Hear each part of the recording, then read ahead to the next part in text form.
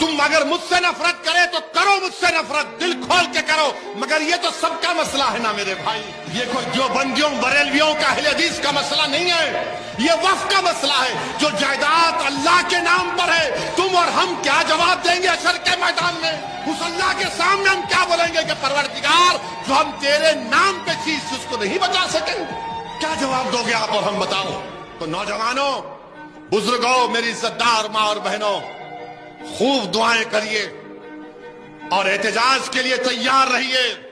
আসসালামু আলাইকুম গাইস, কিতা খবর? ভালো আছেন? আশা করি সব ভালো আছেন। আজকের ভিডিওটা হইল ওয়াকফ বিল নিয়ে, যেটা আমরা অনেক মানুষের রাস্তাত বারইয়া আন্দোলন করা, কিন্তু এখনো পর্যন্ত এটা কোনো রিজেক্ট করা হইছে না। এই ওয়াকফ বিলটা আমরা কিভাবে রিজেক্ট করতাম পারি? যদি আমরা সব ঘরের ভিতরে থাকি তাহলে এই বিলটা কিতা রিজেক্ট হইব নি? আমরা ঘুমো আছি, ঘুম থেকে উঠি সব রাস্তাত বারই আর সব এক হইয়া আন্দোলন করে দিন না, যদি 1 বছর আন্দোলন করা লাগে তার বাদে ওয়াকফ বিল বাতিল করতে লাগবই। ইজমার দেশানের গি খাইল মসজিদ নের গি ফরু মজারখানা লইয়া যার গিয়া এখনো পর্যন্ত আমরা কিতাব ঘুমাইলে হইব সব রাস্তাত বারই এক হই আর আন্দোলন চালাই। এই ওয়াকফ জমিনটা কার? এই ওয়াকফ জমিন আমার দাদা, তোমার দাদা, সবর দাদা এই মসজিদের কারণে দিছেন, এই মজারখানা দিছেন, জায়গা আসতে দিছেন। আজ এই জমিনটা নেরকে সরকারে সময় আছে আমরা সব এক হই রাস্তাত বারই আর আন্দোলন করি। ইনশাআল্লাহ আল্লাহ একদিন না একদিন আমরা সফলতা আনাইয়া লোক চালিবা। ভিডিওটা ভালো লাগলে বেশি বেশি করে শেয়ার করবা। ধন্যবাদ।